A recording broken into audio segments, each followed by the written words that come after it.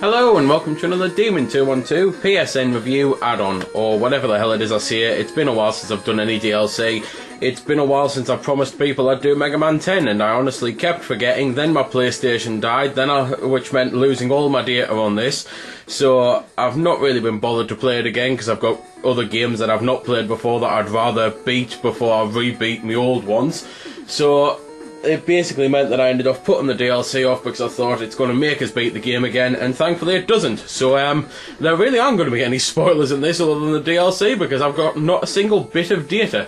So anyway, the DLC itself is actually really good. I think it's better than Mega Man 9's.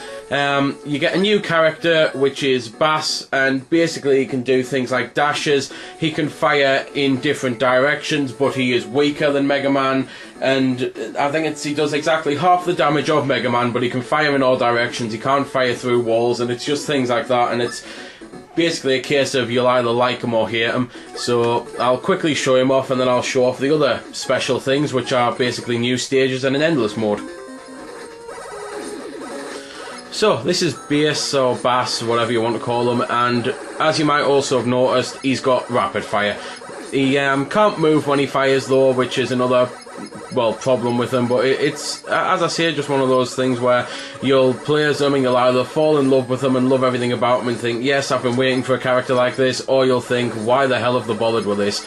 But I personally like him. I think he just adds more depth and adds more replayability into the game to beat it with someone else, and as I say, I do have to beat the game again since my PlayStation died, so I might as well do it with him next time.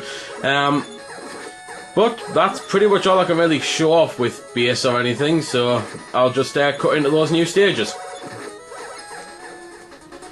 To be fair, before I do, I forgot I might as well at least show this off, which is his T booster, or what, I don't know what the T stands for, but basically, whereas you've got things like the coils and the surfboards and that, this guy can fly. So now I'll cut into the new stages, especially because I've just died. So, the first thing I'm going to show off is Endless Mode, where, as you might notice at the top of the screen, it says 0 screens, and, well, that's the whole point of this mode, to see how far you can go without dying. It's a survival mode, you get the screens randomly given to you, and therefore it means you're going to face different enemies whenever you put them on, and from things like that.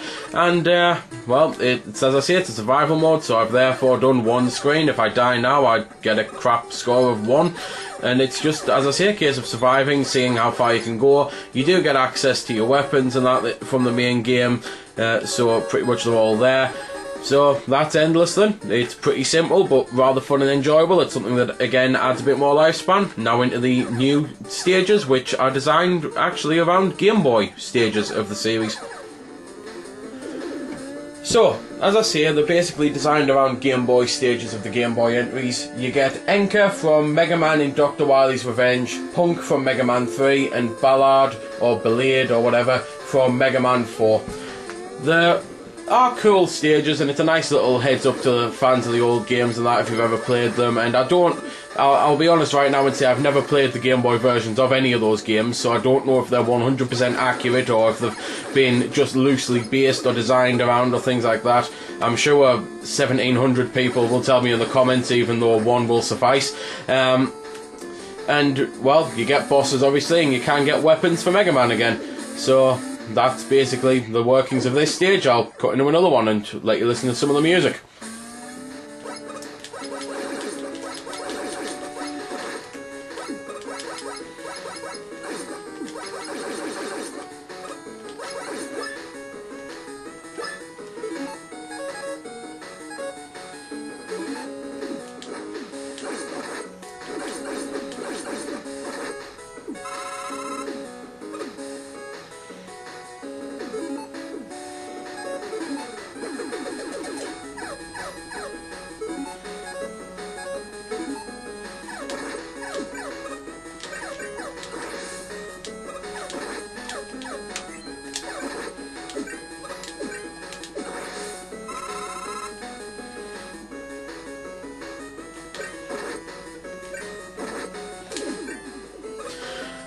So that was a bit of the music, and this is the final stage. I've not really got anything else I can say about it. If you like the Mega Man games, then the DLC should be a no-brainer for you anyway.